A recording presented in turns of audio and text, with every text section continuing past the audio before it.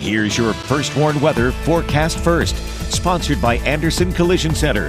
Visit driveanderson.com. While most in the region have remained dry so far today, rain-cooled air has already dropped a few spots down into the low 60s. 62 degrees in Monroe, 63 in Janesville, still holding on to 70 in Rockford, 73 in Rochelle, 72 right now in DeKalb. There's a look with satellite and radar, and most of that shower and storm activity up to the north and to the west. For that higher coverage of any storms, that'll be primarily west of Freeport, although we can't completely rule out an isolated rumble of thunder around here over the next several hours. Gradually, a lot of that shower activity will continue to fall apart over the next several hours, and leaving us then only underneath an isolated shower chance as we head toward midnight tonight.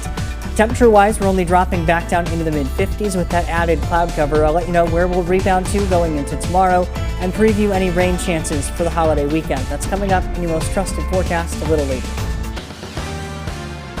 A Freeport man found unfit to stand trial. The long list of charges he faces for a multi-county police chase. Plus, a look ahead to a day dedicated to saving lives. We'll hear from a drug abuse advocate on the importance of preventing overdoses. And celebrating 20 years of giving back to the community. Rochelle leaders mark the occasion with an annual event. Live from WTVO 17, this is Eyewitness News at 5. Good evening, I'm Mimi Murphy. And I'm Wendell Edwards. We thank you for being here. Tonight, a Freeport man originally set to appear in court today was found unfit to stand trial. This comes following a lengthy police chase back in June. Mark Feltmire is now ordered by the court to undergo treatment until fit for trial. On June 25th, Freeport police tried pulling over a stolen truck driven by Feltmire, but he sped off. The truck was later spotted in Hanover, then again in Savannah. Multiple police agencies were involved.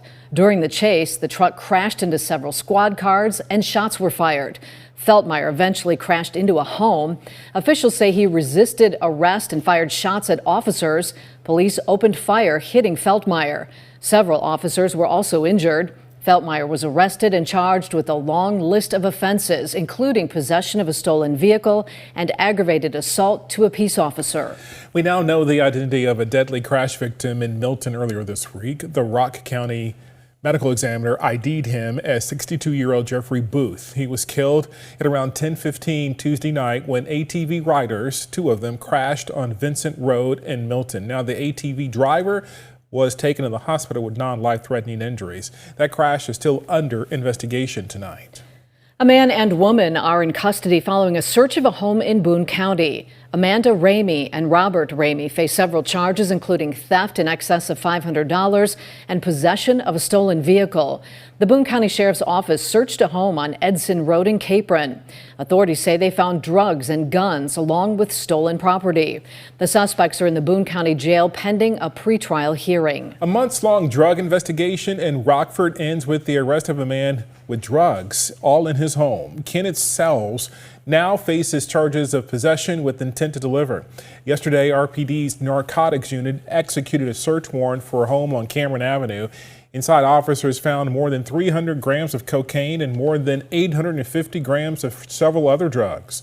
Sowell's arrest is part of an ongoing investigation. Sadie Turner and Dracavia Thompson were both arrested since this investigation began in July. They have both been granted pretrial release. Sunday marks International Overdose Awareness Day, a global effort to bring more attention to the cause of tens of thousands of deaths every year. Eyewitness News reporter Blake Dietz spoke with a drug abuse advocate who battled addiction of his own. Blake? Yeah, Joseph Sims says Overdose Awareness Day is bittersweet. While he's come a long way in his own fight with addiction, it's also a reminder of how many friends that he's lost. Drug overdoses are the leading cause of death for Americans aged 18 to 44. Over 80,000 Americans died of drug overdoses last year. Sims says he's experienced multiple overdoses and feels lucky to still be alive. Now he uses his story to educate and bring awareness to others, especially on days like Overdose Awareness Day. Having an Overdose Awareness Day is the importance of it is we can get the information out there, right? We can get the education out there. And we can get out there to people who right now are in active addiction, right? That they're not alone. We are out here and we are here to help. More from my full conversation with Sims coming up in the story at 6. Mimi. All right, thanks, Blake. The city of Rockford's warning drivers about street closures for Monday's Labor Day parade. The parade starts at 7th Street and 6th Avenue, then heads west on State Street and south on Wyman before ending near Davis Park. Police will allow traffic to get through on 2nd, 3rd, 6th, and 7th Streets, but drivers are asked to avoid downtown if possible. Anyone parked along the parade route will be towed at 9 a.m. The parade starts at 10. The Rochelle Area Community Foundation is celebrating a major milestone. The group recognized 20 years today with an annual golf outing. That outing held at Fairways Golf Course in Rochelle. Several local nonprofits were in attendance and got to spend the day networking with each other. Since its founding, the Community's Foundation has invested nearly $1.4 million into local nonprofit groups. So every year they have to apply for a grant for us, and then we fund that through a competitive grant process. So it can be different every single year, and every year it's grown more and more. And this past year we were able to support 41 different programs, services, or projects. So we're very proud of that, and we're looking to grow that for next year as well. Attendees were able to participate in a raffle to take a drive to one of the 3 multi-million-dollar cars provided by Steve Hamilton, the owner of the Hamilton Collection in Naperville and one of the foundation's biggest donors. A national restaurant chain cut the ribbon on a new to-go location in Belvedere.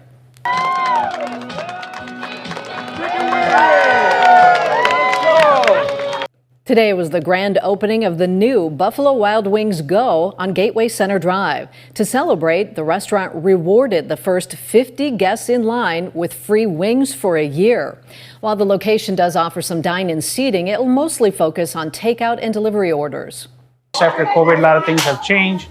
And, you know, a lot of the younger population sometimes do not feel comfortable going to bars and bar environments. So it's more community-based family environment for the people who love wings. The new stores open every day from 11 to 11, except for Fridays and Saturdays when they stay open until midnight. Tonight is your last chance of the summer to see the Loves Park Ski Broncs perform. The water ski team will start its show at 6:30 tonight at Shorewood Park. The show is set to run for about an hour. This summer, all the shows are themed around the Disney TV show Phineas and Ferb. After tonight, the Ski Broncs will perform again until May. Rockford Police welcomes several new members to the force. When we return, we'll hear from one recruit about how he's honoring the legacy of those who came before him. And coming up tonight at 6, a technological breakthroughs helping heart surgeons. How doctors can now see their patients' hearts without stepping into the operating room. Some of that rain-cooled air has kept a few locations down in the low 70s for those afternoon highs today. I'll let you know how long into the evening we could be left with some of that scattered shower activity and if it could have any impact on those Friday night football games. Coming up in just a few minutes. You're watching Eyewitness News, your home team, with Mimi Murphy, Wendell Edwards, Sports Director Scott Leber, and meteorologist Jordan Wolf. Rockford Police welcome new recruits today as they were all sworn in. Eyewitness News reporter Tyler Sorensen joins us now with more on that. And Tyler, how many recruits are there? Wendell, Mimi, there are 10 new recruits being sworn in today, along with 2 lateral recruits as well.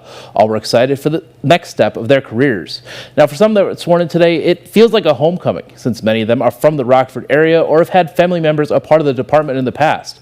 Now, this includes Jadon Sockwell, who says he's following in his father's footsteps.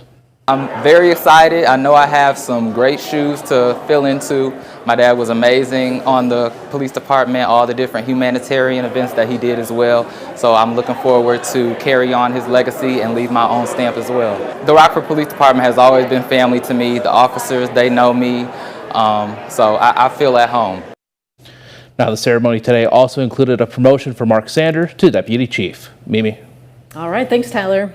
Well, despite a steady decline, crime rates in the Forest City are still among the highest in the state. So according to police data, 50% of violent crimes in Rockford were domestic violence related. Gang and related crimes comprised between up to 15 to 20% of violent offenses, and up to 12% were stranger-to-stranger attacks. Eyewitness News spoke with people who live here about the city's criminal activity. I mean, I grew up here. I really don't have too many problems. I just go to work and come home, and I don't really have no problems. I feel pretty safe. I don't really have to look over my shoulder or nothing like that. it's a good town. We got bad spots, we got good spots. I mean, but again, that's everywhere. It's no different. To hear from more Rockfordians about how they feel about crime in our city, you can view the full story on our website, mystateline.com. Rain showers are headed toward the state line. When we come back, Jordan lets us know if the weather will disrupt any of tonight's football games. His full forecast is next.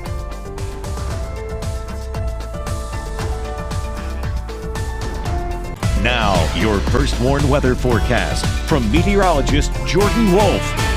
A few pockets of steady rain have been gradually falling apart as they work through parts of the state line here into the evening. Right now with our Mercy L SkyTrack camera up in Beloit, Wisconsin, and showing off a damp picture, although that rain falling against the camera far less than what it was not that long ago. Temperature-wise, where the rain has come down, you can see the numbers have been dropping a little bit down into the low 60s, 63 in Janesville as well as in Monroe, still 70 in Rockford, 72 Rochelle and in DeKalb, 77 meanwhile in Dixon and down in Sterling. Weather watcher Terry out in Genoa reporting a temperature of 73 degrees, a dew point of 59, southeasterly wind at about 5 miles per hour. No measurable rain just yet, but when you look with radar, you can see where those line of rain showers has been gradually decaying. As it was in Wisconsin, it was holding together fairly well, but those pockets of orange and even yellows starting to fall apart, aside from some of those areas far to the west. We have a little bit better instability or energy to help promote those storms out to the west across parts of Iowa and far northwestern Illinois,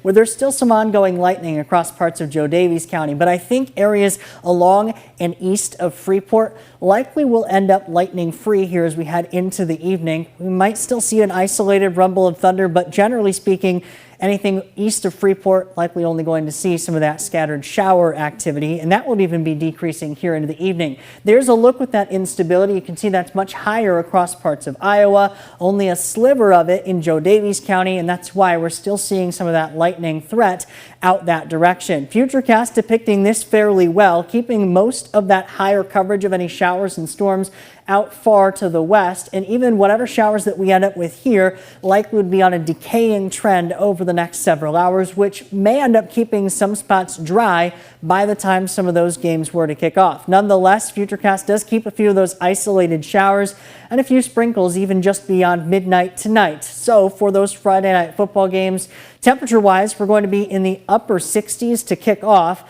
We're going to see those numbers then drop as we head through the evening down to the mid-60s by 9 o'clock. Scattered showers likely highest in coverage right along the beginning of some of those games, but by later into the evening, we'll see that coverage continue to decrease. Still maintaining that chance for an isolated shower roughly through and just beyond midnight. 56, the overnight low temperature with that added cloud cover, east-southeast wind, only 5 to 10 miles per hour. We're rebounding back to 75 for tomorrow afternoon. A shower chance early on, but cloud cover will be on the decrease, giving us a little bit more sunshine as we head into the afternoon and into the evening. And that's going to be a going trend as we head here into the holiday weekend. We have this big high pressure over the Great Lakes, and that's going to be working to kind of contend with some of this moisture out to the west. And so you can see a few of those spotty showers continue through Saturday and through Sunday out across parts of Iowa, but not a lot of that making its way toward us here locally in the state line, with that high pressure and the influence of that remaining fairly strong. Temperature-wise, we're going to see those numbers steadily climb, eventually back near 80 degrees as we head into Monday, but that doesn't last long. We get this big dip in the jet stream that shows up into the middle of next week, and that'll bring us another breezy and cool stretch as we head through Wednesday, Thursday, and Friday of next week, and that really shows up toward the end of the 7-day forecast. In the short term, 75 to 76 Saturday into Sunday, back to 78 for Monday, even near 80 degrees, but then that big drop in the numbers, mid-60s for Thursday and Friday. Where did summer go? It'll be back, don't worry. Thanks, Jordan. It's the opening Friday night of the high school football season. Oh my goodness, so excited. Scott Lever will be joining us live from Belvedere North for a preview of the Blue Dunders game against Guilford. Now sports with sports director Scott Lever. I'm live at Milt Brown Stadium at Belvedere North High School, where unfortunately it's raining. Nice shower coming down right now, but hey, we're ready for opening night football action nonetheless. And what a game this should be. Belvedere North will be hosting the Guilford Vikings. Last week on Overtime, I picked these two teams as my top two teams in the conference this year. So tonight's game could potentially be the game of the year, but it's way too early to really pin that down. Now, Belvedere North comes in as the defending Nick 10 champs. They shared the conference championship last year with Hononegah. The Blue Thunder are absolutely loaded with playmakers. Ben Bucher and Eric Roman are all conference level players on both sides of the football. Noah Rooney is an all-conference linebacker. Nathan Alexander is a terrific athlete at receiver and on the defensive line. And Antoine Williams is an all-conference cornerback. On the Guilford side, the Vikings have at least two guys who will be playing big-time college football. Safety receiver Messiah Tilson is already committed to Kentucky, and linebacker tight end Keeson Taylor is being recruited by every Big Ten school. The Vikings also return third-year starter Grayson Weber at quarterback. This is a prove-it game for Guilford. Last year they sputtered at times and they were dominated in their opening game by Belvedere North. North won 29-0. The Vikings have not forgotten that, so they know they have to step up their game this year. The measure of any athlete is you want to play against the best to see if you are one of the best, right? And all our guys would, I think, would say that. They're excited to play a very good team that beat us pretty good last year. Right? Belvedere North's coming off their two best playoff runs in a row. For us, if we play well that game, we should have a really strong season. So it's really exciting to see what we got. Guilford made the playoffs last year, but no Guilford team has won a playoff game since 2013. And no Guilford team has won the conference since way back in 1982. It's a slim schedule in the Nick 10 tonight. Only two other games. Belvedere plays at Harlem. Freeport plays at Boylan. Tomorrow at noon, Hononegah will play at Auburn. Last night, Jefferson edged East in overtime 3-0. Here's some of the other games around the area tonight we'll be following closely. Dixon at Lutheran, Dakota at DuPac, Lena Winslow at Forston, Geneseo at Rochelle, and Milledgeville at Amboy. That's the big one in 8-man football. And, of course, we'll have it all covered tonight. The Overtime team will on Overtime, plus Tim Bailey's reaction to what happens at this game. And I'll have a Spotlight feature story on Guilford's Messiah Tilson. Overtime will air on Fox 39, immediately following the Auburn-Baylor College football game on Fox, which should be around 10:30 or a little after. That's sports from Belvedere North. We'll be right back. Scattered showers continue to decay in coverage a bit here on the First Warn Interactive Radar from Rockford, Glass and More. Highest coverage of any of those storms would be primarily along portions of Joe Davies, Carroll, and Whiteside counties here through about 7 or 8 o'clock tonight. Scattered shower activity may persist through about midnight. Temperature is only back down to the mid-50s overnight. We're back to 75 for tomorrow afternoon, 76 on Sunday. Mostly dry through the holiday weekend. Shower chances return along a strong cold front Tuesday into Wednesday. Thank you, Jordan. And thanks for joining us. We'll see you again at 6.